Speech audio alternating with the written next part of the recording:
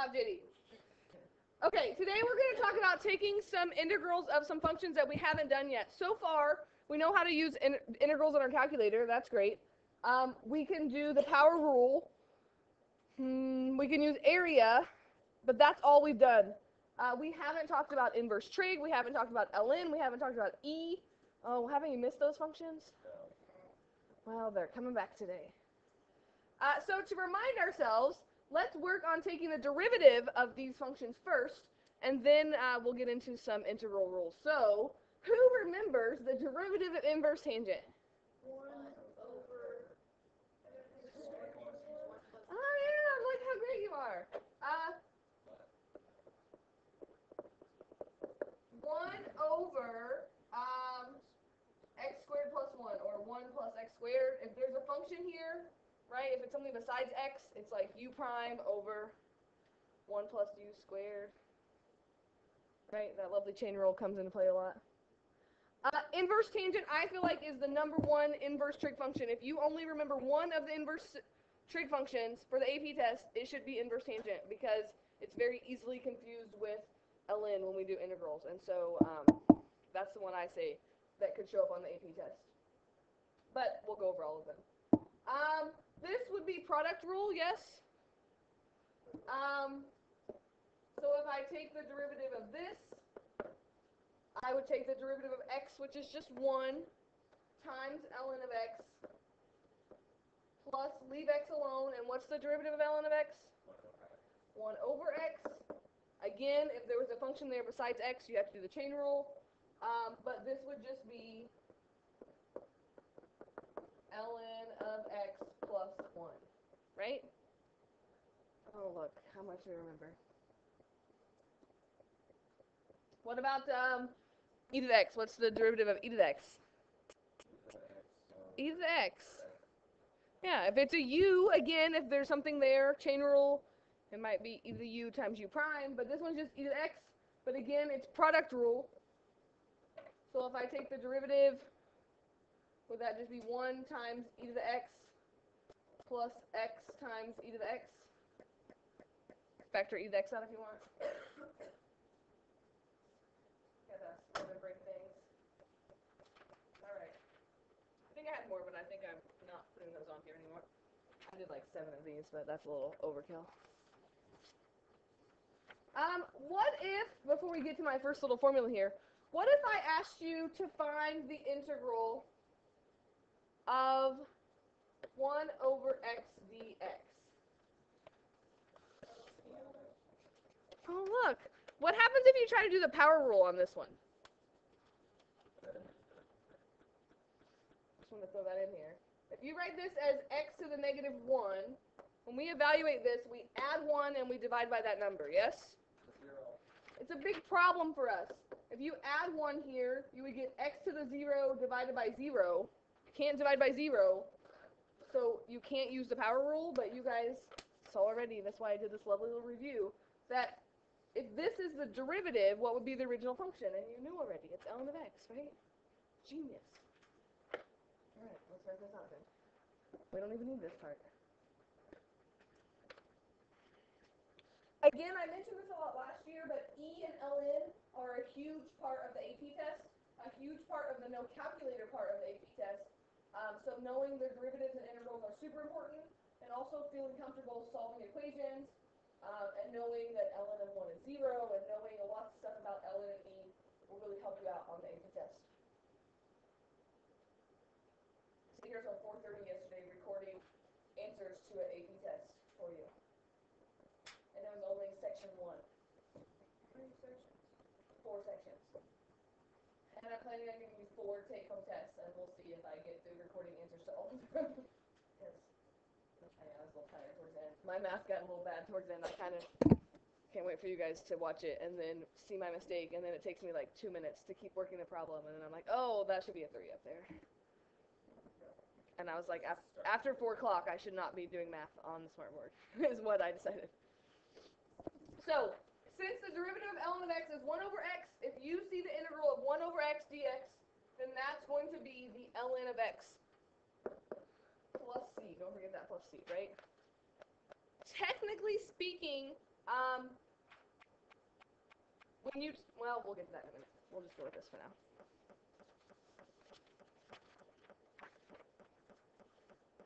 So this will be super easy if you see this, but there also could give you other versions of this that, because we could take the ln of more than one thing and it still works out to be the derivative. So, ready to do an example?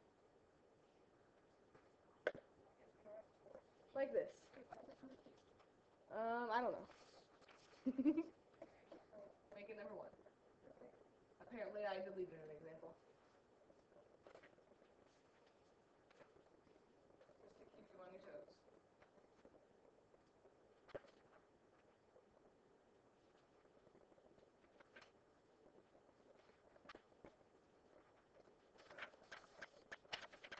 Does this still fit the ln model?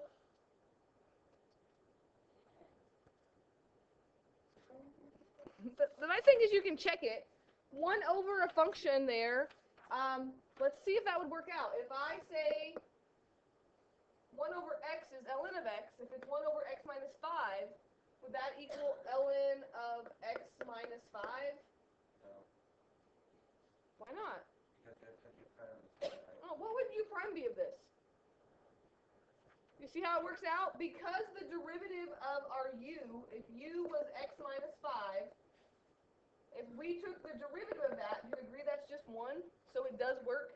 If the derivative wasn't 1, we would have a problem and we couldn't use ln. You with me on that? No?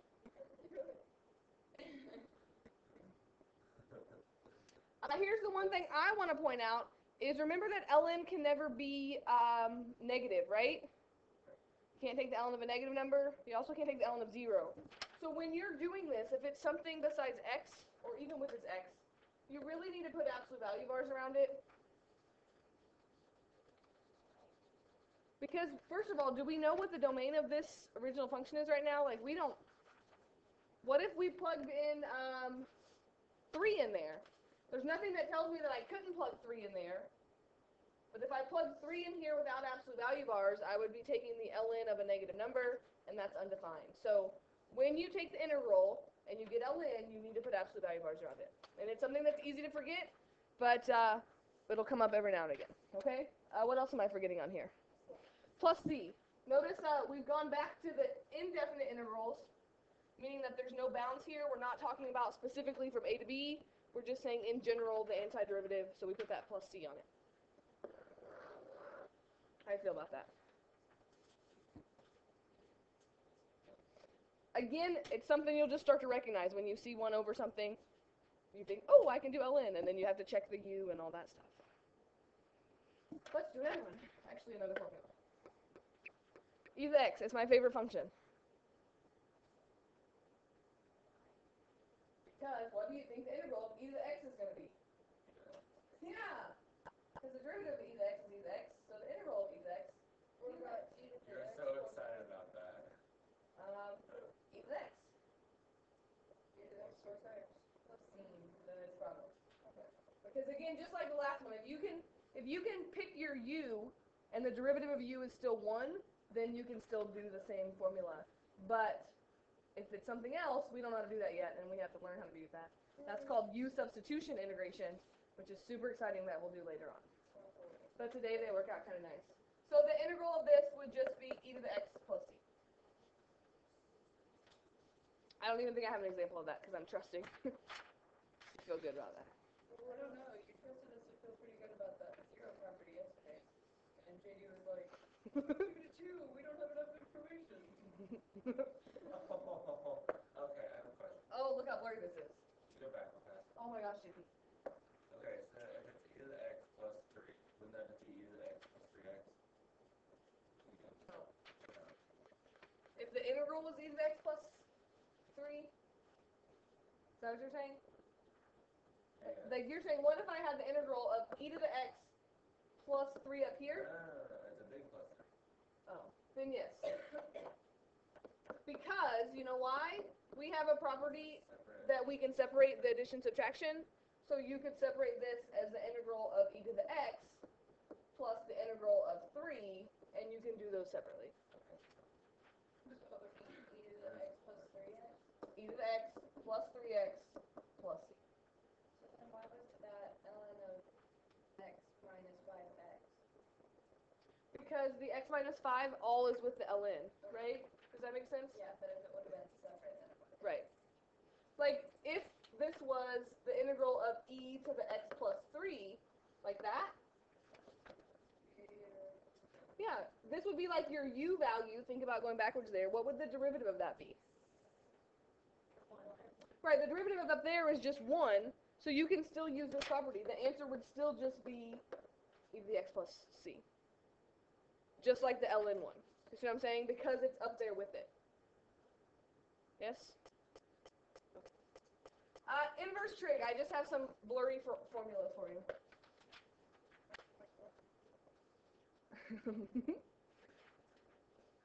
If you remember when we did these, when we took the derivative of inverse sine, it was like 1 over 1 minus x squared, or the square root of 1 minus x squared. Well, because we're going backwards, they're actually throwing in an a in there, which is just some constant, and we're going to look at some of these.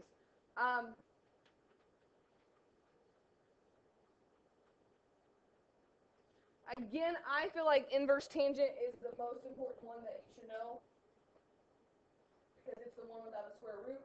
It's easily confused with ln because of that, and so that's the one I feel like I've seen. I know I've seen it on the AP exam, where it's a multiple choice question, and one of the answers is ln, and one of the answers is inverse tangent, and people will get confused and don't know what to pick. Why doesn't sine have 1 over a? Why doesn't sine have times 1 over a? Because when you do this, it really just works out. We're going to do it in a minute, and I'll show you, okay? Because when you do if you took the derivative of this, the derivative of inverse sine is u prime over the square root of 1 minus x squared, and then when you simplify that, it turns into this, and so you don't need the 1 over a there. The nice thing is if it's just a 1 here, then it's just x and you don't have to worry about it. It works out really nice. How come I only have 3 here? How come I don't have cosine and cotangent and cosecant? Okay, they're exactly like this. They're just negative 1 on top. Well, actually, yeah. If it was a negative, then it would be, like if this was a negative, this would be cotangent. So I'm only writing these 3, and then if you see the negative, then you know to use the C ones. Remember, the ones that start with C have a negative. There's a YouTube video for these formulas called My Trig, to the song My Humps, that maybe we'll watch. Well, I don't know if we have time today. We'll see. But it has a kid that looks like Robert Cheney. What's his name? Kyle. His real name is Robert Kyle Cheney, but I was just having a moment. Okay, can we do an example of this? So you can kind of see where this is coming from? Yeah.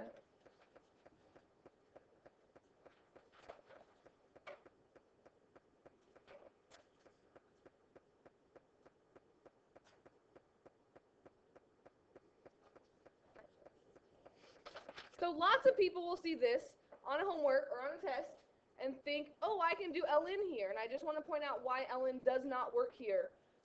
If you see 1 over a function, ln's a great thing to start with. But again, think about if this was your u value, what would the derivative be of 9 plus x squared? There's no 2x up there, right? Like, it doesn't fit there, which means ln is not going to work because the derivative of that is not just 1. And so that's what I want to make sure that you see the difference between ln cannot work in this one as opposed to it can work in that 1 over x minus 5. So what if there was a 2x in the numerator? Well, that's u substitution, and we'll get there, but you don't know how to do that yet. But yes. If there was a 2x in the numerator, then it would be ln, and we're going to learn how to do that later on, but not right now. So right now it's got to fit very nicely. So because ln doesn't work, your only other option are those inverse trig. And Sarah already said, I bet this is tangent, inverse tangent, because there's no square root, right? And so if you look, I'm going to write that formula again. The integral of 1 over x squared plus a squared equals 1 over a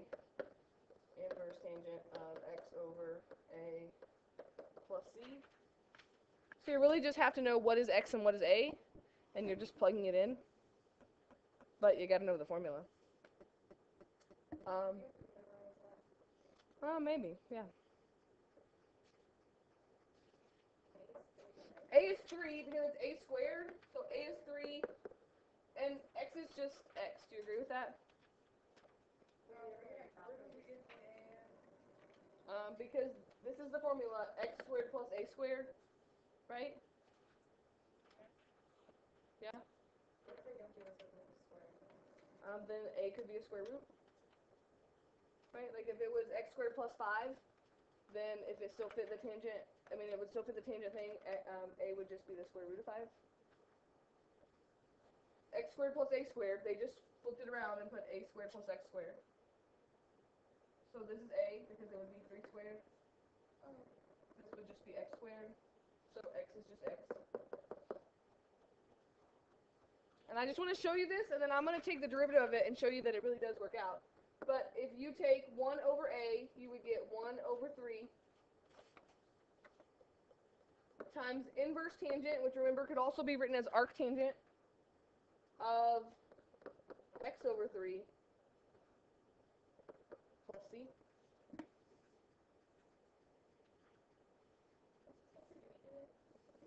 No.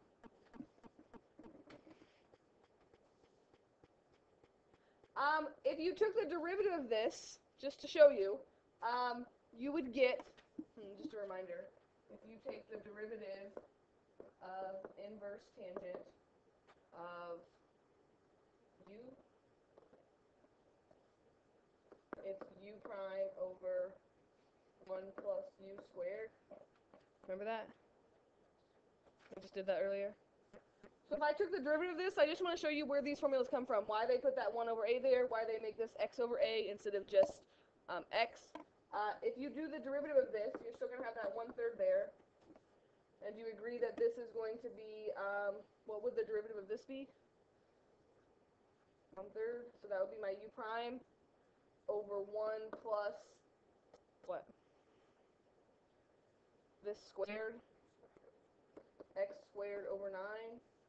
And if you remember back when we did this first semester, we don't leave fractions in a fraction, so you want to simplify that. So I'm just going to leave that 1/3 out there for a minute. Could I multiply the top and the bottom by 9? Why not? What do you want? Get a common denominator first? You have 2 options. One option is we could get a common denominator here, and then we could multiply up by the reciprocal. That always works. The other option is if whatever your common denominator would be, you can multiply the top and the bottom, everything by that common denominator, and that's going to get rid of your fractions as well. I like that method better. So I'm going to multiply the top and the bottom by 9.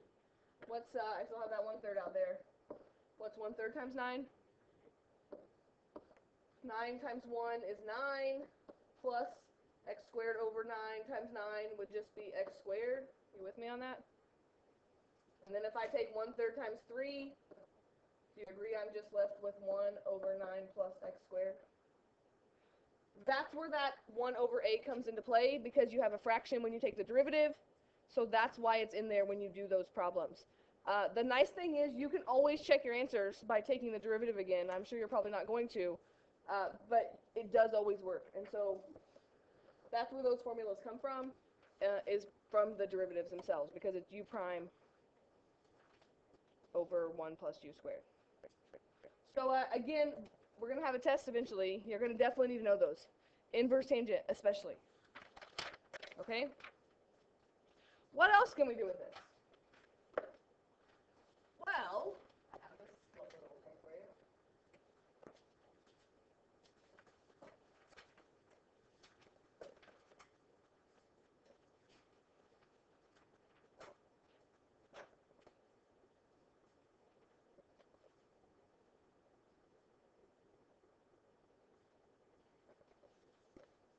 The derivative with respect to x of the integral of f from a to x is simply f.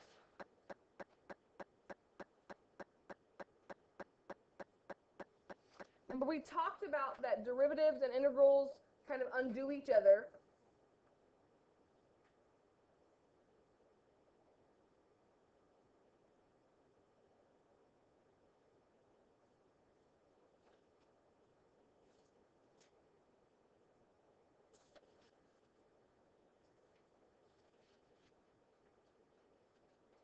hopefully that kind of makes sense. If you take the derivative of an integral of some function,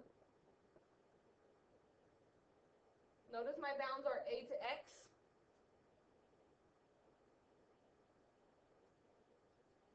You just get back f of x.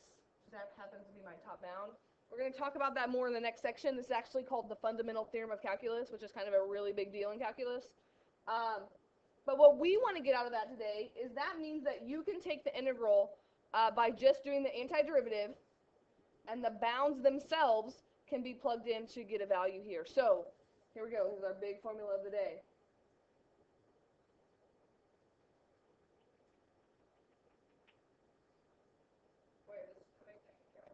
This is a big thing. We're going to get to it. We're not really calling it the big thing yet. But on Monday, no, Tuesday, Miss Gardella is already talking about having no school next week. I don't know. She's like, did you see the weather? It's supposed to be really cold on Tuesday. I'm like, it's only Wednesday of this week. Who knows? I don't watch the weather for next Tuesday already. I should love that. Many teachers love not having school. I'm the exception to the rule. And I only love having school because of calculus. Not that I love calculus, just that, like, there's a test, and I don't want to miss school, and then make it up after the test. And that helps me nothing at all. Like that year we had that ice storm, I missed like 3 days of school in a row, and all those makeup days came after the AP exam. That doesn't help me. I mean, it's stressful when you have that exam, like May 5th, you know that exam, whatever day it is. If it wasn't for that, I'd be like, hooray, snow day. All right, so here we go. So using the definition of an antiderivative, right?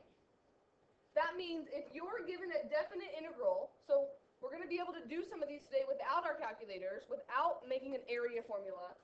If your bounds are from something to something, a to x, all you have to do is take the antiderivative. So notice we went back to these capital F's. That means you take the antiderivative, and then you plug in the top bound minus the bottom bound into your antiderivative, and it will equal that integral, or that area. We're going to do some with real numbers in a minute, so it'll make it make much more sense. But this is what you should make sure you write down.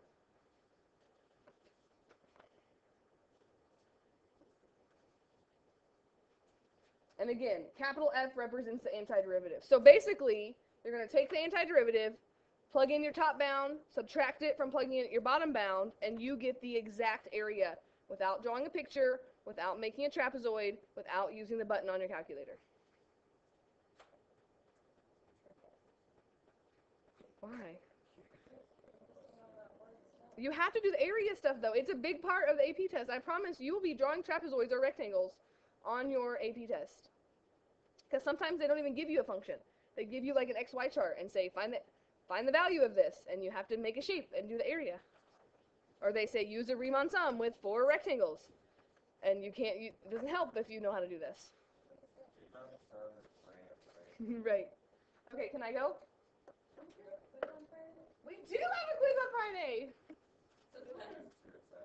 A real quiz.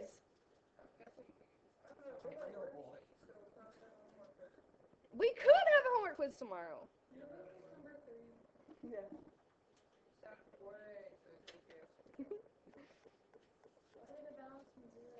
0 to pi. Yes. We're going to talk about the quiz tomorrow. What's going to be on there. The worksheet's going to be a good review, and then the worksheet I handed back today, the quiz, we'll talk about this more tomorrow, but the quiz is over 5.1, 5.2, and 5.3.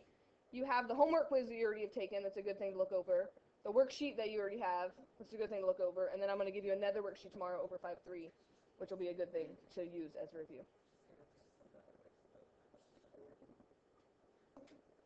So, find the value of this. If we graphed this, this is a curve, which means using area is not going to be accurate. It would have to be an approximation. But now we can use the fact that we know we can take the antiderivative of this and then plug in our bounds. So, step 1, what is the antiderivative of sine of x? negative cosine of x, yes? Because we went through those already in 5.1. But if this was negative cosine of x, do you agree the derivative of negative cosine of x is positive sine of x?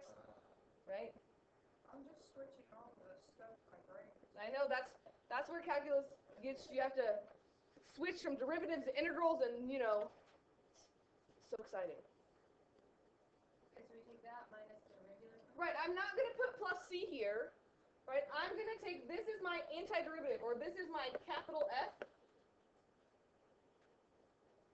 which means I can use that formula that says you take the antiderivative and plug in the top value. So I'm gonna take negative cosine of pi, and I'm going to subtract that from plugging in the lower bound into my antiderivative, which would be negative cosine of 0. But you plug it into the regular. No, you plug it into the antiderivative. If you go back here, we change this to capital F, right? Capital F, where F is the antiderivative. So you take the antiderivative, and you plug in the bounds into the antiderivative. And now you just have to remember some trig. What's the cosine of pi? Well, it's negative 1. And what's the cosine of 0? 1. Oh my gosh, I have so many negative signs. That's just 1 plus 1, which is 2. I just thought 1 plus 1 could be so complicated. Wait, I thought that was just a normal one. But there's a negative sign in front of it, right? Watch those negatives. I feel like negatives are going to be your downfall in calculus, Kaylin. That darn negative. Distributing the negative, yeah. So you try this one. There should be a dx here. This should really be number 4 also.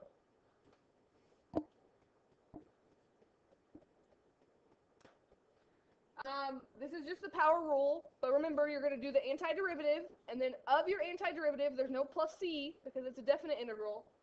Plug your bounds in, and you should get a number answer, which represents the area of that. Oh my gosh. Antiderivative first.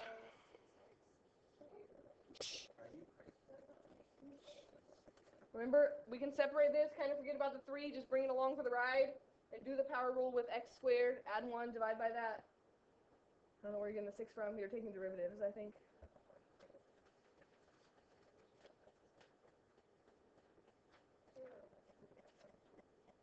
Power rule. The integral of x to the n dx is x to the n plus 1 divided by n plus 1. We learned that K1 this semester. What do you mean? Like, is this it to the notes? Okay. Oh, you're saying is this it, like my answer? Negative and a negative make positive, right?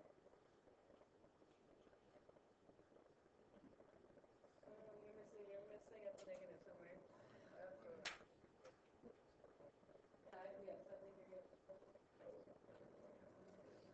Oh, look, you didn't even do it, sir. Do the antiderivative first. We're gonna go over.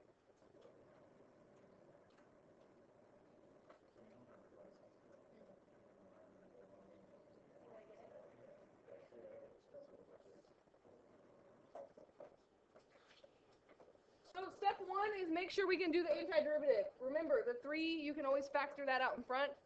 This would be add 1 and divide by that. So that would be x cubed over 3, or it's just x cubed.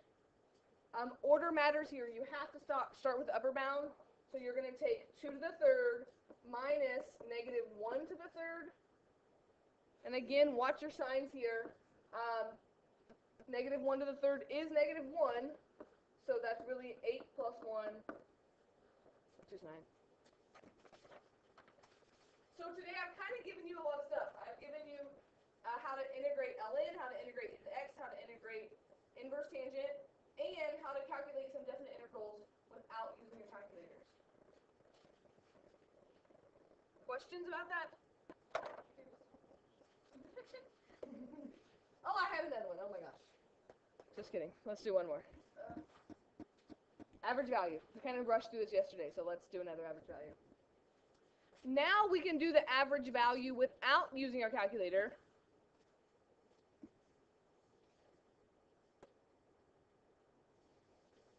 find the average value using antiderivatives. Y equals 1 over x from e to 2e.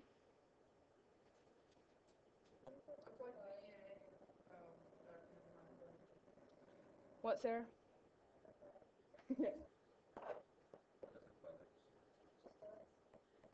So average value, remember that average value is 1 over b minus a times the integral from a to b of whatever the function happens to be. So that's a formula you definitely have to know for your quiz on Friday.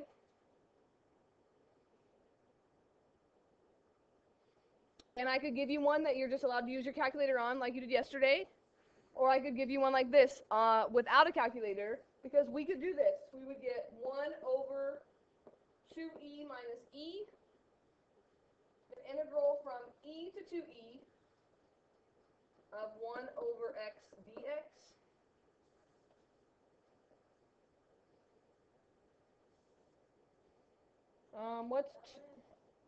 Yeah, 1 over x is just ln, right? So that's nice. 1 over 2e minus e, do you agree that's just 1 over e? And I can evaluate this. I know that it's ln of x, so I'm going to plug in the top bound and the bottom bound and subtract it. So I'm going to get ln of 2e minus ln of e. This could definitely show up on a no calculator part of my test or an AP test, which means you have to kind of remember what we can do with ln. How about this lovely thing? Who remembers this? We can do lots of things here. We have lots of properties with ln's. One thing we could do is, if you see two ln's subtracted from each other, do you remember what you can do to put them back together as one ln? Division. So this is the same as saying ln of 2e divided by e. Because then it looks so much better, because couldn't I divide those e's out? And I get a much prettier answer of just ln of 2 divided by e, because I'm going to multiply by that 1 over e. I think this would be like 1 over e times ln of 2. So you could leave like that also. Just want to throw out another property here, just because these are going to show up a lot, and I'll keep reminding you of them. We also have a property that says you can break up multiplication. How could you break up multiplication and turn that into what? Addition. So just above here, I'm just going to show you another option. You could have written this as ln of 2 plus ln of e minus ln of e, because I just broke that up as addition. And do you get the same answer? Because ln of e minus ln of e cancels out, and you're still left with ln of 2. Again, I cannot stress enough how important it is to check your odd answers in the back, because especially with this ln stuff, on a multiple choice test, they're going to simplify their ln's and their e's, and they're not going to leave it as a big mess like this. Caitlin, did you have a question? I don't want the decimal there. Okay, I think I'm in. This is 5-3, day 2. And up through this day is what's going to be covered on the quiz that we're going to have on Friday. So this stuff is up for grabs on our quiz that we're going to talk about tomorrow that you're going to take on Friday.